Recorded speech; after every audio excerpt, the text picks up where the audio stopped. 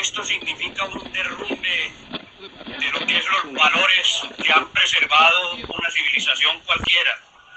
El no tener derecho a opinar, Mi mamá y el yo no tener derecho a encontramos a mi pensar, papá en un charco de sangre. como el profesor Cuando Héctor lo Abad, encontramos, mi tener mamá le espacio quitó el para anillo. diseminar y difundir. Este video es un ejercicio académico para la clase de Historia Política de Colombia, el programa de Ciencias Políticas de la Facultad de Estudios Jurídicos Políticos e Internacionales de la Universidad de La Sabana. Héctor Abad Gómez fue un médico, salubrista, defensor de derechos humanos.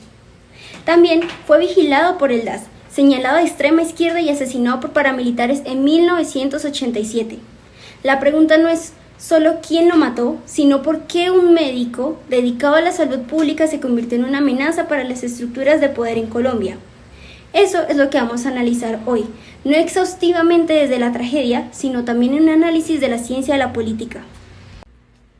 Héctor Abad Gómez entendió algo que para la Colombia del siglo XX era profundamente incómodo, que la enfermedad también era consecuencia de las desigualdades.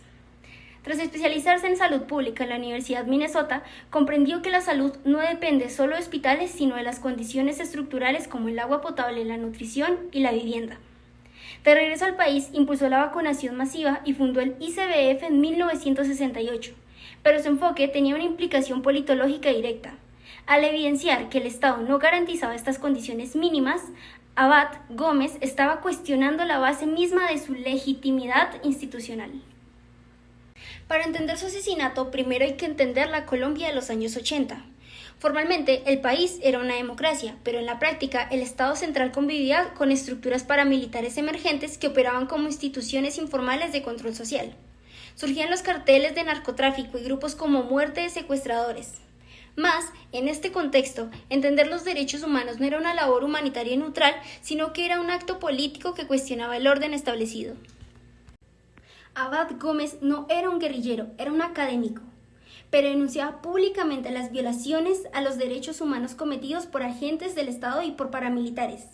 En 1974, el DAS ya lo había incluido en listas de seguimiento por considerarlo un ciudadano peligroso. En 1987 se lanzó como precandidato a la alcaldía de Medellín. Ese mismo año, el 25 de agosto, fue asesinado en Medellín. Años después, jefes de las estructuras paramilitares reconocerían públicamente la responsabilidad en el crimen. La causalidad es clara. Abad Gómez amenazaba intereses de élites regionales que usaban la violencia para mantener su hegemonía. Y yo también pues busqué en los bolsillos, saqué la billetera de mi papá y los papeles que él tenía.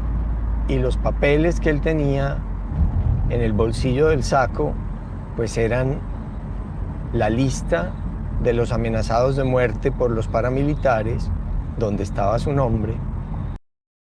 Consideramos van en beneficio de un pueblo que realmente ha estado olvidado y vejado por quienes tradicionalmente han manejado el Estado público.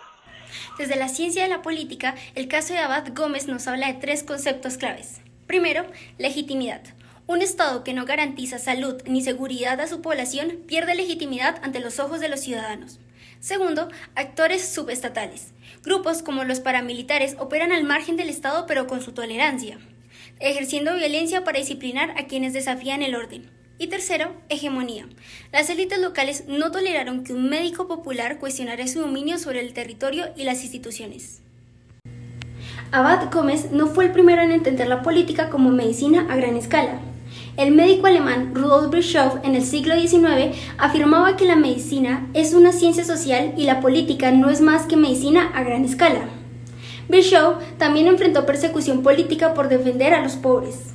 En Colombia, su heredero fue Jesús María Valle, otro defensor de derechos humanos, asesinado en 1998 por las mismas estructuras violentas. La diferencia es que Abad Gómez logró póstumamente transformar la memoria colectiva a través del libro que escribió su hijo. Ya somos el olvido que seremos, el polvo elemental que nos ignora y que fue el rojo Adán, y que es ahora todos los hombres y que no veremos. Demostró que la salud pública es un campo de disputa de poder. El caso de su vida y la muerte demuestra que en ciertos momentos de la historia colombiana exigir derechos básicos puede interpretarse como un desafío político.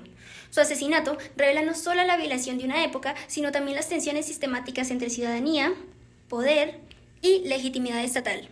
Su legado vive en el olvido que seremos, recordándonos que la epidemiología social en un entorno excluyente también puede ser un acto de resistencia.